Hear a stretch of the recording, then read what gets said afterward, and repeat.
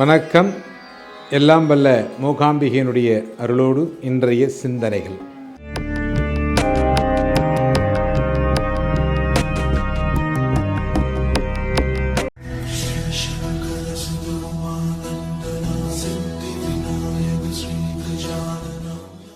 எல்லாம் என்னால் முடியும் அப்படின்னு நினைக்கிறது நம்பிக்கை.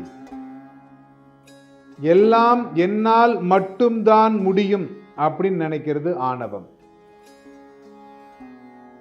ஆணவம் வேறு, நம்பிக்கை வேறு. நம்பிக்கைங்கிறது நான் இதை முடிச்சு கொடுத்துருவேன் அப்படின்னு சொல்றது.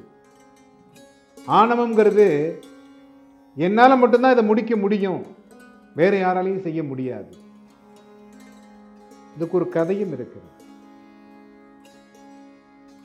ஏன்னா இந்த தேவர்களுக்கெல்லாம் ஒரு ஆணவம் வந்துதான். இந்த உலகம் எங்களால் தான் இயங்குகிறது, நாங்கள் தான் இந்த உலகத்தை இயக்கி கொண்டிருக்கிறோம். நல்லவனா இருந்தாலும் கெட்டவனா இருந்தாலும் இந்த ஆணவம்ங்கிறது கண்டிப்பா வருங்க. நல்லவனுக்கும் வரும், கெட்டவனுக்கும் வரும். நல்லவனுக்கு எப்படி வரும்? நிறைய நல்ல விஷயங்கள் செய்து கொண்டிருப்பார். வருகின்றவருக்கெல்லாம் சாப்பாடு போட்டு கொடுவார்.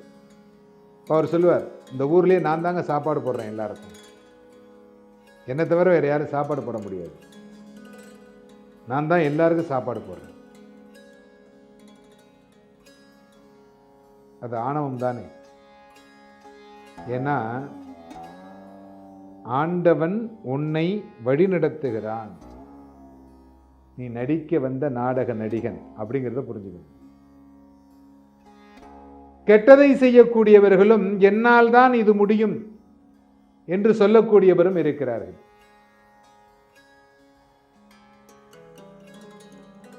அப்படிப்பட்ட தேவர்கள் என்னால் தான் உலகம் இயங்குகிறது, நாங்கள் தான் உலகத்தை இயக்கிக் கொண்டிருக்கிறோம் அப்படின்னு சொன்னார். அசுரர்களுக்கு கோபம் வந்தது. அப்ப நாங்களாம் என்ன சும்மாவா இருக்கிறோம்? இரண்டு பேரும் போர் தொடங்கியது.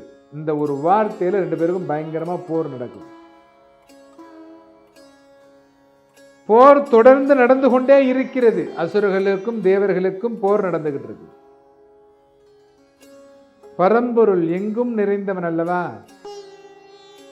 அவன் சிறு தூசியாக வந்து அந்த போரை தேவர்கள் வெற்றி அடைவதற்கு உதவுகிறான்.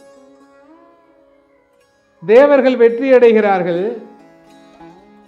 அப்பொழுது அக்னி தேவனும் வாயு தேவனும் எங்களால் தான் இந்த போர் வெற்றி அடைந்தது, நாங்கள் தான் இதற்கு முழு முதற் காரணம், நாங்கள் தான் உலகத்தை ஆட்டி படைத்து கொண்டிருக்கிறோம் அப்படின்லாம் பேச ஆரம்பித்தது.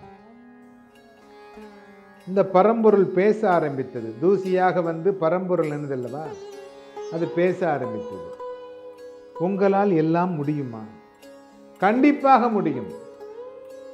முதலிலே அக்னி பகவானை வர சொல்லுங்கள். அக்னி பகவான் வந்தார். இந்த பரம்பொருள் ஒரு சருகு இலையை எடுத்து கீழே போட்டது.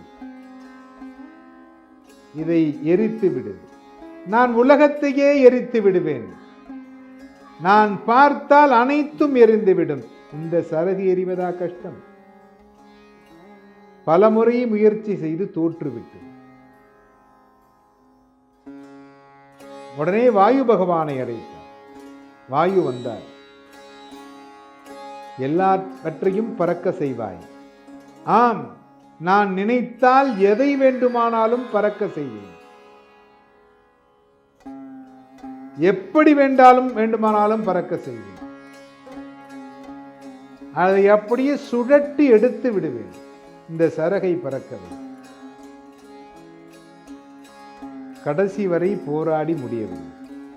இருவருமே தன்னுடைய தோல்வியை ஏற்றுக்கொண்டார்கள். அப்பொழுது இந்திரனுக்கு இது எப்படி, இந்த பரம்பொருள், இந்த தூசி எப்படி இவர்களை வேலை வாங்குகிறது, இது யார் என்று தெரிந்து கொள்ள வேண்டுமே என்று அவன் விரும்பினான். அதனால் பரம்பொருள் காட்சி கொடுத்தார். ஏனென்றால் நம்மை எல்லாம் நடத்தி கொண்டிருக்கக்கூடிய ஆண்டவனுக்கு தெரியும்,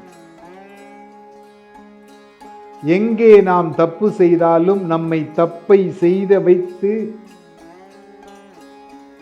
தப்பு செய்ய வேண்டாம் அவர் எப்போதுமே சொல்ல மாட்டார்.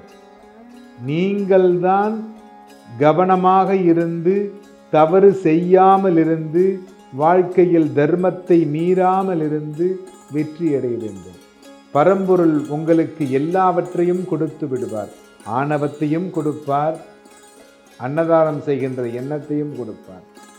நீங்கள் எதை நல்லது என்று தேர்ந்தெடுத்து உங்களுடைய வாழ்க்கையை சிறப்பானதாக ஆக்கிக் கொள்ள வேண்டும். எல்லோரும் இன்புற்றிருக்க சுவாமிநாத சுவாமியை பிரார்த்தனை செய்கிறேன்.